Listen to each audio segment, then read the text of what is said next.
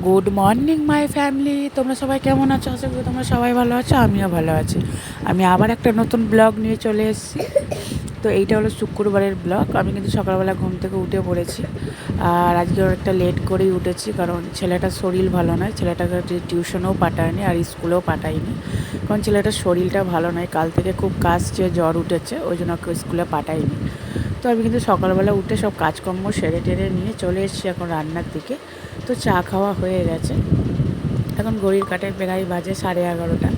আর ছেলে পাশে বসে আছে আর আমি থোড় কাটছি। তো থোড় আমি আগে কাটতে পারতাম না, তো আমি আমার শ্বশুরবাড়িতে এসেই আমি শিখেছি। বিশেষ করে থোড় মানে থোড় মোচা, তো নিরামিষ রান্নাগুলো আমি আমার শ্বশুরবাড়ি থেকেই আমার শেখা। তো আমার বাপের বাড়িতে অতটা নিরামিষ রান্নাটা কেউ খেত না।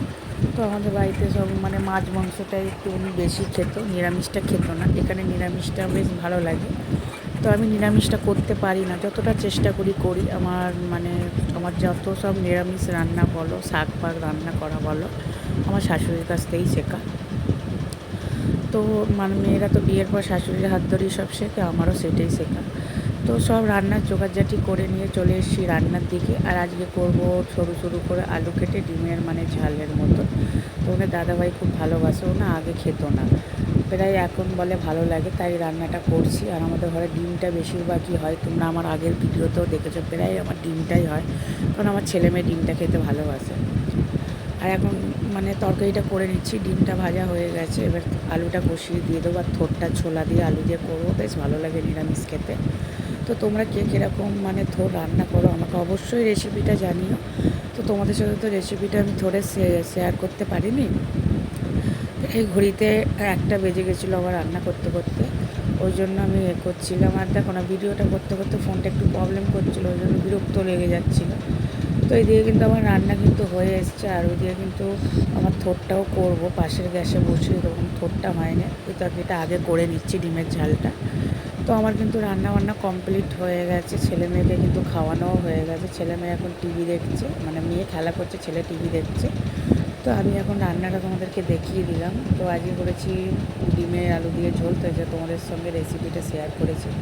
আর করেছি ভাত, আর ওই দিয়ে করেছি ছোলা আলু দিয়ে থোড় দিয়ে তরকারি, বেশ সুন্দর হয়েছে। তো আমি এদিকে খেতে বসে পড়েছি। আমি দেখো মেয়ে আমার পর্দাটা উঠছে, ওই নিয়ে খেলা করছে, আর ছেলে এখন একটা বই দেখছে মিঠুনের।